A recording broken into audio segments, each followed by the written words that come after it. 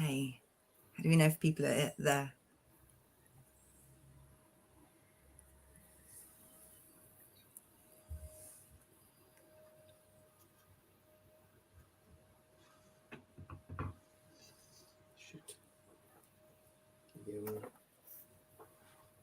So, yes, we do have people. Sorry for the delay. I was staring at the wrong part of the screen to see if people were there. So, hello, and thank you very much for joining us this evening for a webinar with Jenny and John.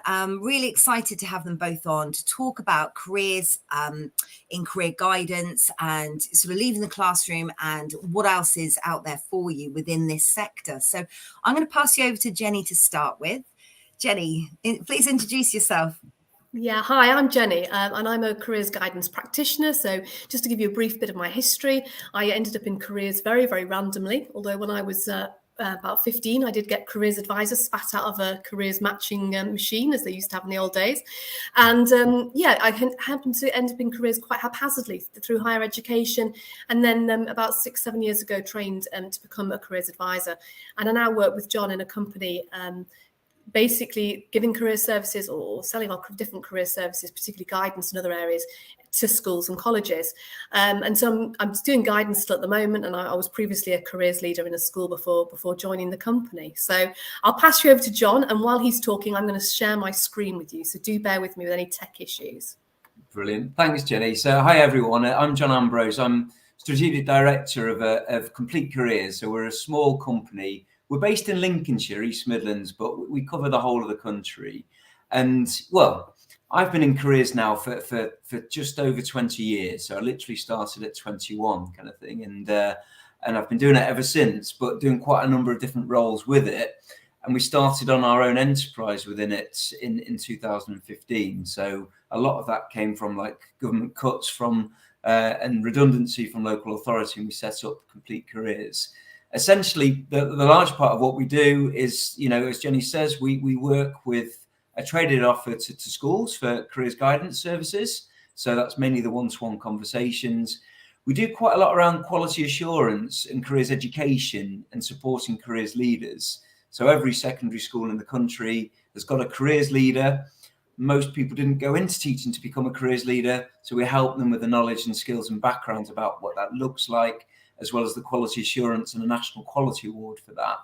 And we do various different accredited and non-accredited training.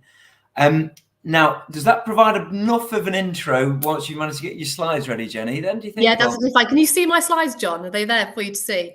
Perfect. Yeah. Wonderful. Right. So yeah, today's talk, and thank you very much to Katie for inviting us along, is basically just to give you an idea of what it is like to be a careers advisor. And if it's a career that you're potentially interested in yourself, how you could go about doing those first steps to explore it further. But really, we wanted to, I guess, showcase to you why we love being careers advisors, because John and I are particularly passionate. I think, we're known in the profession as being particularly passionate and interested in careers. And I think it's something that I'm always wanting other people to consider. And a lot of people just don't consider it. And they should. So we've got this quote here, which I often use on presentations. There's no such thing as a career path. It's crazy paving and you have to lay it yourself. Now, perhaps when you're younger, you have this very, very sort of like formulated idea of what your career will look like in terms of its structure. It will be quite linear. You'll choose a career very early on and you'll track your way towards it. And the reality is that careers are complex. They are messy. They have a lot of twists and turns and changes. And there's a lot of career theory out there which talks about the different ways in which you can think about careers as a concept. It is something that, is at the center of a lot of people's lives, but also, as we're going to talk about in a moment, includes a lot of other elements, not just what you're doing in your working week, but other elements of your life that are important to you. So the main focus for the first part of this session, and this is the bit I'm going to focus on, is really helping you to understand what guidance is. If it's something you're interested in doing and delivering to young people, to older people, then it's really important that you understand what guidance is. It's often misunderstood. So first of all, I'd just like you to think for a moment, and you can put in chat, but you don't have to. If you want to share, that's great, but you don't have to. I just want you to think if you can recall any one-to-one conversations that you had with adults when you were 14 to 18. So in that time where really things were changing, your brain is changing, hormones are there, you're developing a sense of identity, any conversations that people had with you and what kind of impact they had. So it could be family, friends, it could be your parents, it could be teachers, it could even be a careers advisor if you can remember it. So if you want to share anything in chat, that's absolutely fine. I would just say that I remember, as I said, that doing a careers test at school, age 14, I got careers advisor spat at me. And I remember thinking, how ironic, I've come to here for careers advice and I'm being told I should become a careers advisor. Not until many, many years later did I make a connection. So clearly that test had something, good about it. I think it is a good match for me. But I've had friends who had artificial limb fitter and dog groomer and all sorts of different things. So it could be a personality quiz or it could be an individual. Now, I'm just going to give you some examples now of the kinds of things that is being said to young people and how they can be helpful or how they can be unhelpful. If you do qualify to become a careers advisor and you tell people when you're at a party or when you meet somebody that you're a careers advisor, they will certainly come up with a quote of something that somebody said to them in this age bracket. And some of these are what they say. So my careers advisor told me I should be a secretary. We have that an awful lot, particularly if you're looking at the kind of careers advice that was given 40, 50 years ago. I think there was this very gendered idea, particularly of what women should do. And so careers advisors telling people they should be one specific thing would never happen now, as we'll go on to later. My teacher told me I would never amount to anything. This is a favourite one of people who are now entrepreneurs and earning millions of pounds. Your teacher said you would never amount to anything. That judgment.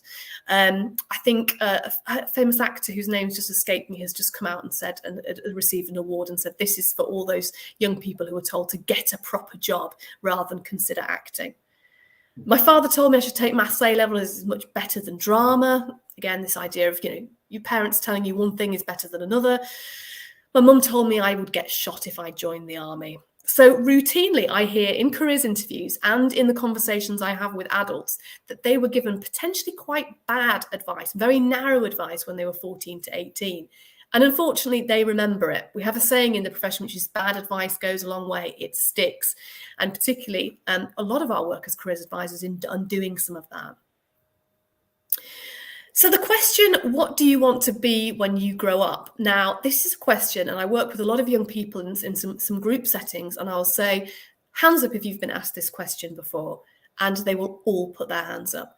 Some of them will identify when we probe them a little bit more that they're actually asked this question continually on a monthly basis. What do you want to be what do you want to do when you grow up? Or even worse, what do you want to be when you grow up? And of course, this question makes young people completely panic because they don't know what to say. They feel as though they should have an answer. If you're being asked a question continually and you don't know the answer, you feel as though you should do. So they'll latch on quite often to something like solicitor, lawyer, architect that roughly matches, their strengths perhaps and their skills at school, but without having really given it any thought. It's worth looking at this point when we're thinking about education, and it's interesting where careers guidance sits within education, is that, learners may have 180 maths lessons over year 10 and 11 when they're in secondary school, and they will only have one careers interview, potentially, if that, in some schools. So the interaction that you have in that 40 minutes with a school pupil, and it's different obviously with adults and at university, although very similar, has extremely high impact and is really, really meaningful and important. The young people that we see very often reflect that they've never, ever been asked questions about themselves. What do you want? What's important to you? What does success look like? What do you think you're good at? Can you describe yourself to me? What do you like to do outside of school and inside of school? So careers guidance sits in this very, very strange place where people are giving a lot of time to their schooling, a lot of time to their university work, a lot of time to their employment if they're an adult, but very, very little time to self-reflection. And they're experiencing a lot of pressures around what kind of careers they should think about. So this slide here is a way for me to give you an idea of the difference between the kind of conversations that young people have. So we've got this sense of information here. So providing careers information, that means signposting to clients, which is the people that you're talking to, accurate and reliable information sources, and to help them make decisions about appropriate pathways. So this is the kind of thing that as a teacher, you could be doing in a primary or secondary school to young people. You're giving them information. Now, providing careers guidance means something a bit more. It's about helping learners or clients to understand and interpret that information a bit more, advise them about the options available and how to go about making some of those things happen, how about going about on a particular course. But what we're talking about and why this skill of guidance and coaching is a lot more advanced is it's got to be provided by someone who's qualified and a trained professional to appraise the client's career planning, diagnose what they need and identify strategies to help them resolve their needs. So it's much, much deeper. And we're going to talk about this continually through this session. Guidance is about empowerment. It's about supporting people to really be effective career planners over their life. It's much more similar to counselling. It's got diagnostic elements that you'd get if you were contacting somebody, in terms of mental health. It goes a lot deeper. It's not uncommon in careers interviews for students within 5 or 10 minutes to open up about very, very personal, complex issues, perhaps in their family life, perhaps in their own psychology, in their own mental health. It's not uncommon in adult guidance for people to open up about very, very personal things with their emotional relationships or their close relationships and what that means to them. Good guidance is about exploring really, really quite deep themes in somebody's life in terms of their values and what's important to them, which I'm sure John will say as well is an enormous privilege and always takes me aback when an interview, which quite often it does, goes into that level of depth. So I've given you an example to have a look at those three kind of areas, so those three kind of levels of this very simple statement, because this really helped me understand what guidance was when I was training. So a student may come to you and say, I want to know when the UCAS deadline is. An adult might come to you and say, I want to know, when Siemens, is recruiting for the next job, or how do I find out about jobs at Siemens, for example. So giving information will be to say, it's on the 25th of January at 6 p.m. That answers the question for them. It's giving them that information. If you were to go a bit deeper, you'd say, well, where do you think you could find that out? You turn the question back on them. Rather than giving them the information, you'd say, how do you think you could find it out? And you suggest, should we go on the website and look at when the deadline is together? That's giving more advice. But guidance and coaching is going even deeper, because clearly that individual can find that information out on their own. Clearly, we all have Google, very much, there's easy answers out there. But what the issue is why is that person struggling to access that information? What barriers are they put in their head that's preventing them from taking those steps? So why do you think you want help in finding this? And what do you think is stopping you exploring this? There's a very poor misconception around careers guidance that it's all about knowing a lot of information. I can promise you, I am not a walking encyclopedia on careers. I do not know how to become a marine biologist off the top of my head. There's no need for me to carry that information in me. What I do know about is people and helping people to understand themselves and empower them and help them to understand how they can go out and find information themselves. So don't worry think that careers is all about knowing a great deal. It's not. It's about supporting and facilitating people to find things out themselves. So this is my final slide, and I will hand over to John in a moment. And it's talking about what good careers guidance is. Now, good careers guidance is helping learners, that image at the top left, put the pieces of the puzzle together. So how important money is to them, the role their family play in their life, where they geographically want to live, what their skills are, what skills and qualities they have that they want to trade on the labour market. We're helping to piece all those elements together, and that is really key. All those elements come together to form what that individual wants. That middle icon there is about listening. Now, listening is absolutely key. I'm a talker, so becoming a good careers advisor for me has meant a lot of self-reflection and a lot of sitting on my hands, buttoning my lip and listening. Listening out for emotion. I studied English literature at university, and I think back to poems, Wuthering Heights, all the stuff I was reading, and how for me picking out keywords was obviously a major element of analysing a text. You're picking up keywords with the learners as well. You're listening out their clients, you're listening out for their emotion. If they say the word worried, if they say the word unsure, if they're using valued statements like I want to go to the best kind of university, What does best look like for you is the question that you reflect back. You're really carefully listening to the language they use. So for lovers of language, careers guidance, I think, is great. That top right image there is about telling your own story. Now, and this is where that privilege that I was mentioning comes in. It's a privilege to be part of people telling their own story. And through storytelling and through helping people understand the journey in their career that they've had so far, it's helping them to construct what comes next. And if you think about a career and our lives as being linear, as being narrative, then thinking about the story that they're telling and the story that they're going to tell is key.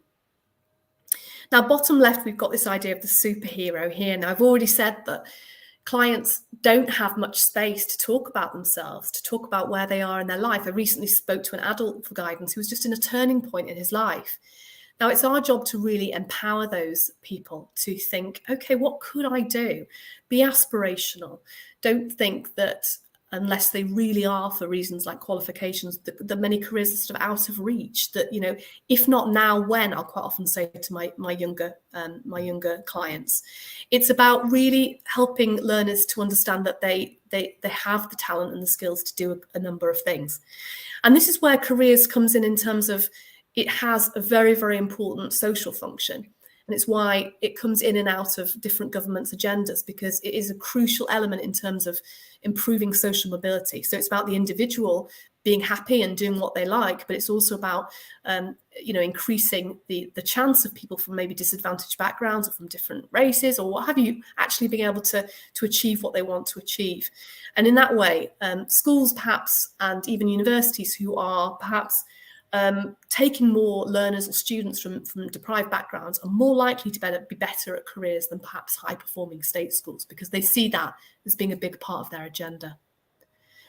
In that middle image there, sorry, we've got somebody looking completely stressed, and part of John and mine's job is quite often to kind of like help people, particularly if it's working with younger people, take a step back. Yes, your education is important, but we know the impact of a 6 versus a 7 on the learners is not possibly going to have a huge impact unless they're going for very, very specific routes on their careers. We're sometimes kicking back a little bit against education here, and we're saying it's not all about getting the grades. It's about much wider picture of who you are, your character, your nature, your skills, your personality. So it's a lot of it is about reassurance and relieving stress. And even with adults as well, it's about saying, okay, you'll be all right. And a lot of it is the sort of that reassurance. And then finally, that image there from me is about somebody who is sort of looking at their whole life, standing on that rock and thinking, okay, what do I want with my life? They may be looking for a sense of camaraderie, a sense of community. They may be looking to have impact. They may want to be on the cutting edge. They may just want to earn money because their model railway hobby is the most important thing in their life. And actually, what brings them meaning in their life, whether it be family or interests, is actually not going to be what primarily earns them their money. So it's about getting them to think about the whole picture, about their mental health, about the kind of work environment that they want, how important earning money is to them, how important things like supporting their family is, where they live, all those factors being just as important perhaps as what it is they do to earn their salary.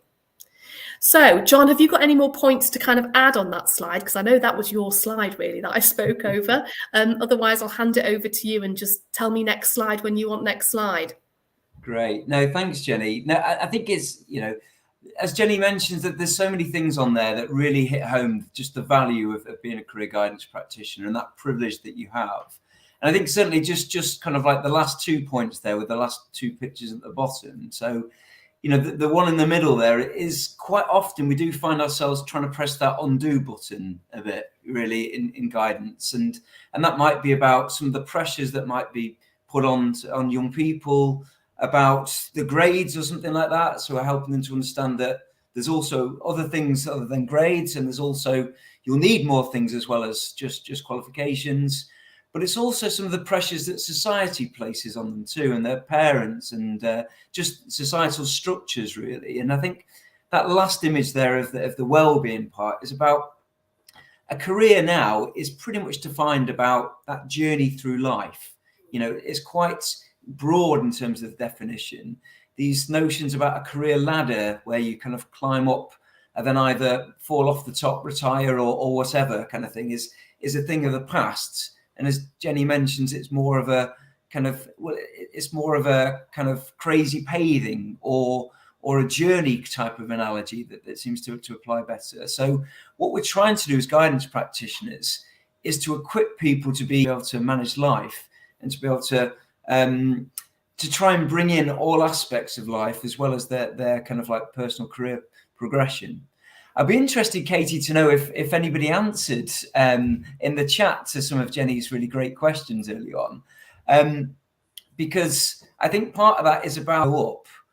And quite often it's quite nice to kind of pass that back onto clients and say, well, we're still not quite sure what we want to do when we're grown up yet, kind of thing. So let's take that pressure off you. So were there any comments that we saw, Katie? So, they didn't comment, actually. I think that's partly because they're in that same boat, aren't they, of what do I want to do? I mean, lots of teachers that I work with, they're teachers because their parents were teachers, or they just loved their subject and they didn't know what else to do but to carry that on through teaching.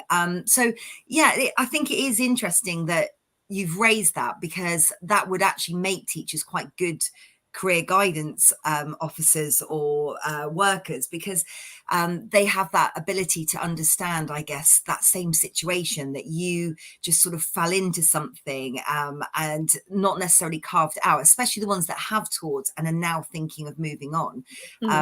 Yeah, I was told to be a prison warden. Oh, wow, okay.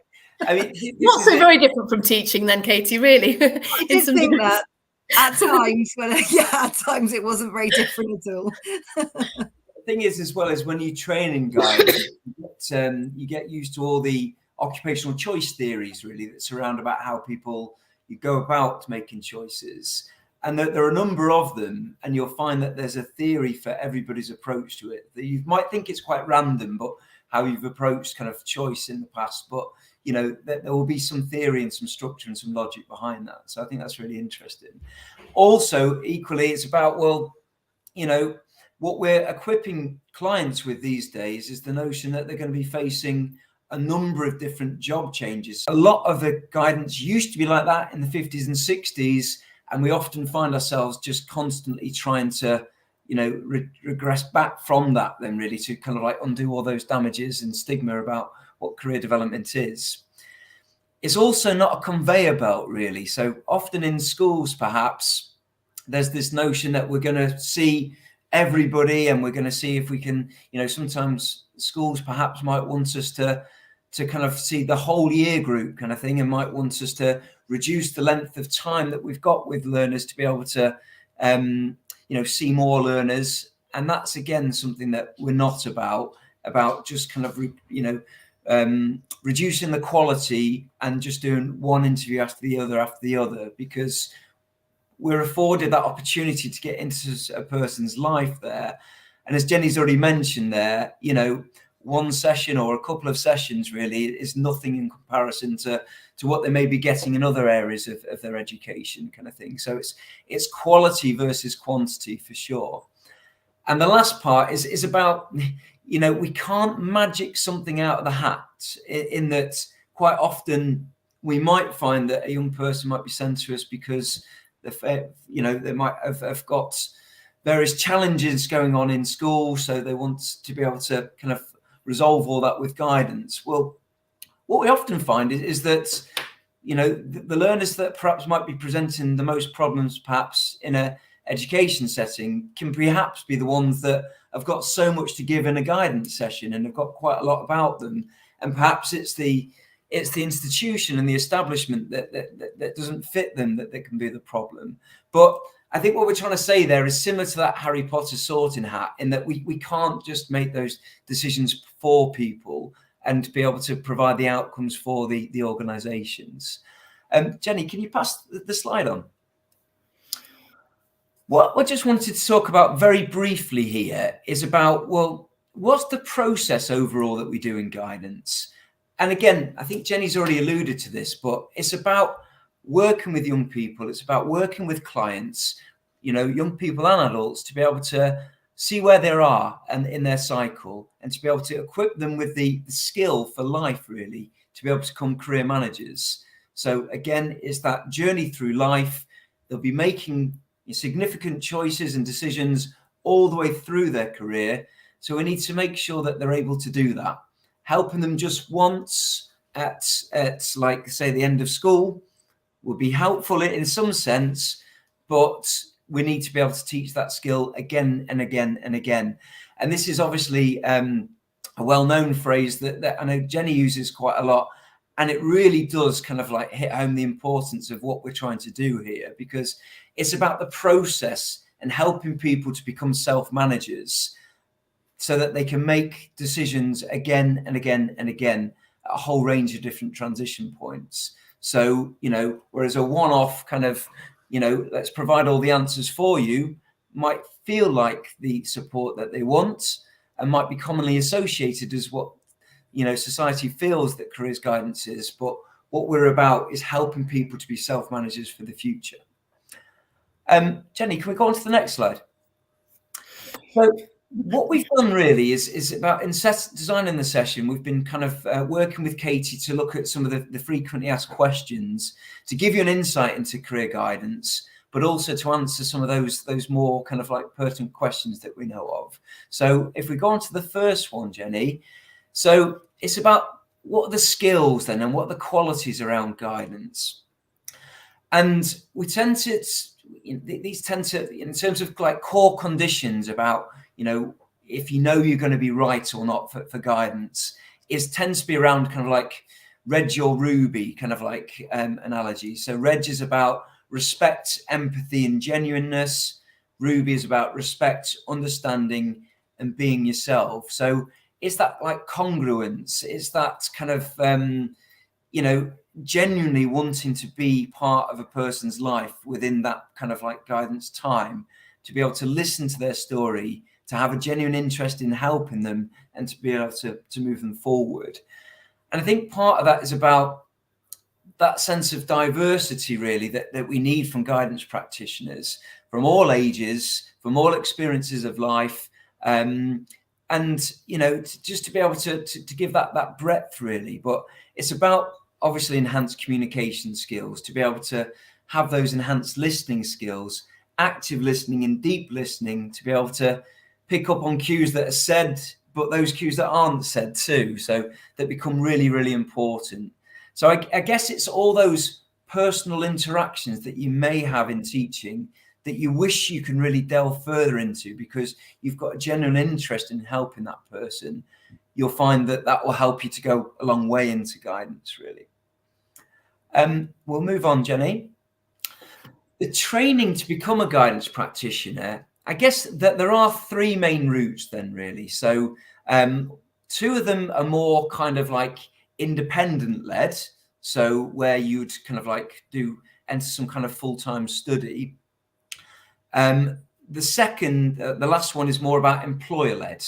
So what I mean by that, I'll start with the masters and the university route then, because that might be something that's associated with costing in the region of about £5,000 or £6,000. It's where you study postgraduate. It would probably take you about a year, and you'll be doing it as a full-time course, which will probably involve you kind of learning and studying kind of thing at the same time. And, even though it's full time, it will probably be more like 2 or 3 days of the week, really, giving you time to do some of the study alongside that. And then on completion, you've got the qualification to be guidance practitioner and to go on to finish the masters too. There's also the kind of like diploma route, which is more through a training provider. So you might be able to access through like an advanced learning loan or something like that. Equally with the masters too, to be able to get the funds to be able to do the course. And you can do that from an individual perspective, or it might be something that your school, you can enter in a conversation with them to say that this is the direction that you want to go through, and your school could kind of like sponsor you in doing that diploma. So the diploma through the training provider route tends to be slightly different in that it's kind of like, well, it's not full-time kind of thing. So it's going to be spread out over delivery days, and it's probably going to be more of a blended learning approach, really, where some of it's going to be online and some of it's going to be more kind of like face-to-face and distance tasked. And I think the main difference is that what you'll find with the university route is that it will probably be quite rich, really, in terms of contact time, in terms of those live sessions that you've got with your tutors, kind of thing. But what you'll find, though, is that it might be that bit further removed, really, from practice. So I guess what I mean by that is that you'll probably go quite deep into having quite an in-depth academic understanding of career guidance theories and process models. But the ones that are more associated with the training providers are going to be delivered really by tutors that are actually doing the job day in, day out, kind of thing too. The apprenticeship one is kind of the same as the diploma, but you're doing it through the employer, through the school, through the college, through a university, whatever. And it's often going to be free of charge for that school, college or university or broader employer through the apprenticeship levy system, kind of thing. So you still come out with the level 6, but it can be free of charge for you and for the employer through the apprenticeship levy system. If we just skip the slide on, Jenny, because I can go straight on to that, I think. So this is what it looks like, really, and we can send some more information on this. And this is our offer as the Career Development Professional Level 6 apprenticeship. So this is something that we advertise to schools and to colleges, but it's also openly accessible to employers. Like we've got some candidates on it that are part of the Travis Perkins employer group, really, that have joined up too. So it's free for the clients, the apprentices that are on the program. It's free for the employers that have put them on there, and they get the full level 6 diploma throughout the duration of it at the end of it. And we do that again as a blended approach, which means that they have kind of face-to-face delivery time. We do online sessions too, and we do quite a lot of reflective forums to be able to give them the skills, to be able to equip them with the skills and the knowledge to be able to understand the role, but to make sure that we've got assessment tasks that are linked to the practice of what guidance looks like in the whole.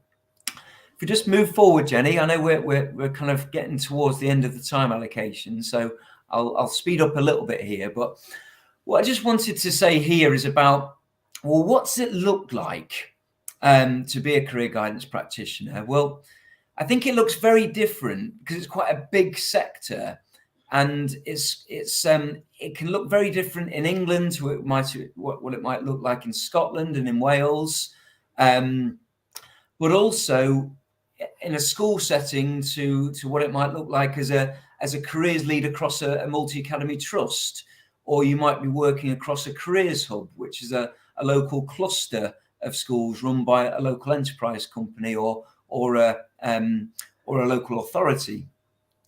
Quite a lot of career guidance practitioners these days tend to be freelance and might work, independently, contracting with schools, or might work for a small company like our own, really, which afford them with lots of opportunities to go into different schools, but to do other things other than just the guidance too.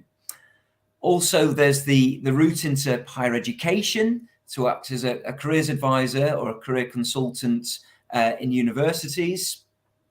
But then there's also a complete breadth then, which includes things like job centres and prisons, really, that all employ careers advisors too. The private sector is also thriving really in career development. So you can do quite a lot of work across the country, building up a client base of people that are career changers, career returners, or even working internationally, really, with a whole range of different clients there. So it's completely diverse and difficult to actually say, well, this is what it looks like. But either way, you'll have that opportunity to delve into people's lives. And it's about working within the parameters of the breadth of the sector, essentially. Could I just pop in there, John? I know we're running out of time, but just to say as well that you can have a blended career that crosses many of these. So if you, for example, wanted to set up your own careers coach business, but you weren't sure about that, you could be in, and I know people who've done this, still be spending 2 days in school with that guaranteed income while exploring your own venture on the side. So people can, and we've had people working with us who are still working in higher education. So you can have your foot in more than one camp once you've kind of trained as a guidance practitioner. Absolutely. And also, I mean, again, so with things like Careers Wales and Skill Development Scotland. So we've got, you've got like national organisations that you might be, part of, kind of thing. And we often find that the terms and conditions can be perhaps better in those areas too. So it really does vary considerably, into where in the country you are and what particular part are you most interested in working in. Is it still within the secondary sector? Is it into HE? Or is it even into primary as well? So, what we're finding is that there's a lot of traction in terms of career development in primary schools to be able to really get past these barriers before they're even formed, about what the future looks like, what you can do and what you can't do before they're deeply rooted. The last slide, I think, from me really would be a bit more about the pay and conditions really. And again, it is that varying scale. So what we've just done here is to put like 4 or 5 kind of examples of like live vacancies, and you'll see that you can get one that's fairly poorly paid on the top right there, which is in a school advertised, which is, very low really for the skill set that you need to have as a career development practitioner. But then what you can see is on the bottom left there is something that's at the higher range really in a school setting. So often for a very similar type of role, but it depends on the organisation about how they value career development and how central it is really to the leadership and the direction of the organisation.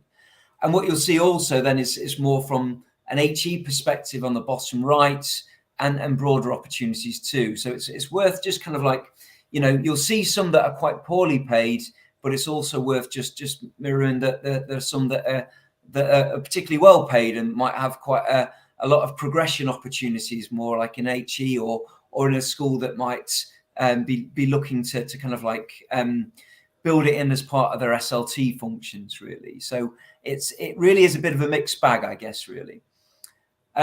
So finally, moving on, I guess that's the question ultimately. So, Jenny and I are obviously incredibly passionate about career development, and, it really is a great kind of, a great kind of privilege to have on a day-to-day basis to be able to have career conversations with clients. But ultimately, you've got to decide if it's something that you think might be a good pivot for you, really. So, do ask away any questions, do take on our contact details. And, if there's something that we can help to answer some more specific questions, just please do get in touch with us, because we'd love to hear from you. Thanks a lot, John. I think it's worth saying as well, just finally, that that there is a shortage of careers advisors, certainly in our region and in different areas. There's a lot of careers advisors on the point of retirement. There is going to be issues in the sector. Now, we hope that in some ways that means that, the salaries are a bit better than they can sometimes be, particularly in secondary for like a careers advisor coming in. But as John says, there is potential for more money and a lot of diversity, particularly in higher education, but also in leadership or working across maths.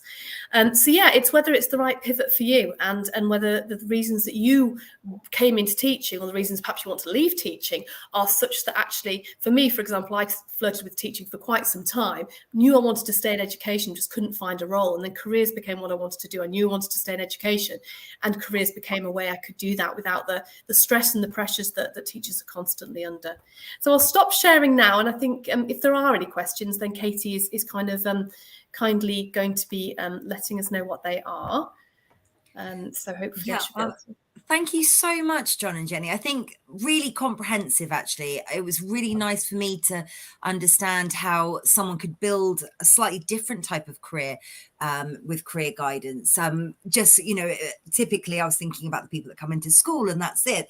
But it was really nice to sort of hear that they could build maybe a portfolio career, so they could do a bit of career guidance, but they could also perhaps do some exam marking or some content creation as well. So it's a very flexible career, and that was that's nice to hear that there's something else that could get them excited, but actually still rooted with some of the reasons that we went into teaching in the first place, which is to help and empower young people. So it seems like a really nice natural shift. So yes, thank you very much, both of you, for your time. And I know the email address was up there, so do feel free to email John and Jenny if you have any questions after this, or you can email me and I can pass it on as well. We'll record the session and we'll send it out to everyone as well who attended. So thank you very much for your time. That's lovely. Katie, do you want us to answer any of the questions we currently got, or should we wrap it up because I know we're running out of time? Well, we still have a few people on, so maybe, just answer some of the questions. Well, just there's a few things that were asked in advance, which was around opportunity to work remotely, which it is. We've got someone working in our company who now lives in Cyprus. We've got schools requesting remote working, so absolutely there are options for that in the sector. Absolutely not a problem. The other question we had is around coaching training. Well, there's a lot of information on the ISF website about whether you will qualify as a coach. And I think that's pretty much it. I think we answered everything else, but I was very aware that opportunity to work remotely, we haven't really talked about a lot. So hopefully that's been answered now. Jenny, would you just be able to sort of summarize what's a typical day like for a career coach? What would they do on a Monday morning? What would it look like? Right. Okay. Well, I think it'd be better, Katie, if I give you an idea of what my working week might look like, because I'm a careers professional, careers guidance. So I might be working for, say, a Monday, which is quite typically the case, in schools, in a grammar school local to me, offering guidance. The next day I might be coming in, and because I'm working in quality assurance, I'll be speaking with some schools about working towards a quality and career standard award. I might be looking in advance at some evidence about that. I could be organising a training session. So I've done a training session just recently for the LEP, which is a local education partnership for their employers, about how to have one-on-one conversations with young people. I might then spend another day in guidance, and I could spend another day then working on resources that could be delivered then to a group of local schools related to careers, so planning some careers education as well. So, I mean, that's just my role, but it is varied. And also, again, last week I saw an adult for guidance. So at the very end of the week, I might see an adult for a careers interview. Very varied. No, that's great. It's nice to sort of be able to visualize what the working week looks like, and especially as teachers, because we're so structured what we're doing and the times that we're doing things. So it's nice to hear a bit about flexibility, and you do still get that sort of hands-on content, working with the students in a school, but also time out as well. So thank you for that. Yeah, John, anything you'd like to add before we wrap it up? I think just building on from Jenny, really. So, I mean, mine's slightly different, of course, because, I do quite a lot of the business management part for the company too. But I mean, what's really interesting is perhaps where you look a bit more about some of the school or the college or the HE sector, and theirs might be even more broader, even though they're working for the one organisation and perhaps with the one client group being the students. So that might be the guidance, as we've described. But then they might be doing quite a lot of like group work sessions or group guidance sessions, or kind of like CV clinics and workshops and things like that too. So, it's about, I think part of it is about the careers education, which is about making sure that people develop the knowledge, skills and attitudes to be able to be equipped to make cope with transition. So, and then on the other side of that, then it's about, then with the guidance side, is about helping them to be able to use that knowledge, skills and attitudes they've had in careers ed to be able to put all the pieces of that jigsaw together, to be able to help them to consolidate that into a decision-making model, really. So it's quite nice to do a bit of both, really, if you're afforded that luxury. Yeah, absolutely. Well, thank you again for your time. Really appreciate it. And lots of nice messages coming in on the chat saying thank you as well. So yes, we will follow up with this. We'll send the webinar out to everyone. And thank you for being here today. Thanks for having us, Katie. Thanks an awful lot. Thanks a lot, Katie. Thank you. Bye-bye. Bye now. Bye.